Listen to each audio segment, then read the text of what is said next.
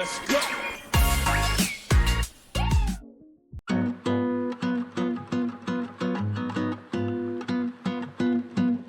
Bonjour, Antoine Delombardon, je suis avocat en droit de l'environnement avec une orientation particulière sur les questions agricoles et notamment le sujet de l'agriculture urbaine en accompagnement des collectivités mais également des producteurs qui s'installent dans les zones urbaines ou périurbaines. Il y a un sujet intéressant lorsqu'on examine les règles juridiques qui s'appliquent à l'agriculture urbaine, c'est la manière dont le droit de l'urbanisme absorbe ou accueille l'agriculture urbaine. Et c'est vraiment un exemple de la manière dont le droit finalement n'a pas du tout anticipé l'émergence de l'activité agricole en zone urbaine et la façon dont finalement il est résilient pour accueillir et pour réglementer l'installation d'agriculteurs dans des zones qui n'étaient pas destinées à les recevoir lorsqu'on a conçu les documents d'urbanisme. Ça se voit très clairement dans la manière dont on peut zoner dans un plan local d'urbanisme les différents espaces auxquels on attribue une vocation principale. Notamment, il y a dans les documents d'urbanisme des zones dédiées à l'agriculture. Ce sont les zones A.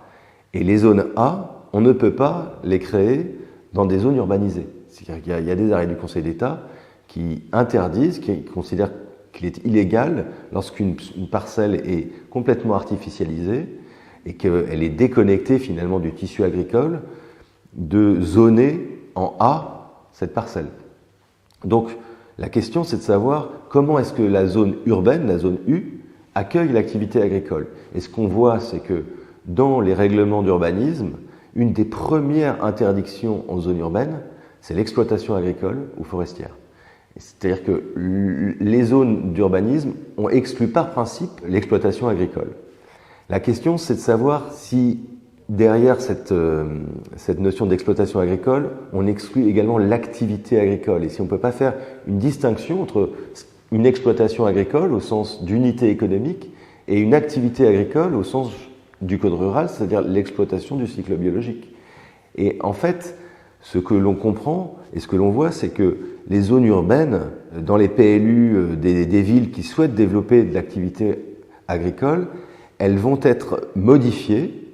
On va introduire dans le règlement de la zone urbaine des exceptions pour admettre l'agriculture urbaine. Et c'est là où l'agriculture urbaine montre son caractère à part. C'est que dans les documents d'urbanisme, on va avoir une interdiction de principe de l'exploitation agricole et forestière et une exception pour les activités d'agriculture urbaine qui vont alors être définies dans leurs contours, le type d'activité qui peut être menée en zone urbaine et qui vont être alors ouvertes à l'installation dans ces zones. C'est le cas à Paris, c'est le cas à Nantes, c'est le cas à Rennes, à Montpellier. Petit à petit, on voit les PLU s'ouvrir et se mettre en conformité, ou en tout cas en adéquation avec l'accueil d'une activité agricole porteuse de services d'intérêt généraux pour la ville, en termes bien sûr social, mais aussi d'îlots de fraîcheur, de gestion des eaux pluviales, de liens tout simplement avec les habitants. C'est intéressant de voir comment petit à petit le document d'urbanisme en fait accueille par exception et par petites touches l'agriculture urbaine.